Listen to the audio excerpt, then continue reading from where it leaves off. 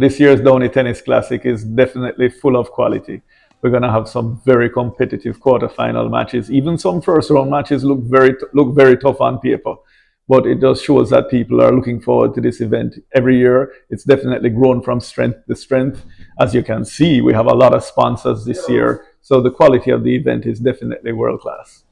And who can we expect as some marquee players that will be involved? Well, the defending champion in the men's open is Mackaiba Malcolm. He's here to defend his title, but it will be no easy task. The number 1 seed is Randy Phillips, who is Jamaica's winningest Davis Cup player. Mm-hmm. The top 6 seeds are national players who are either current or former Davis Cup representatives.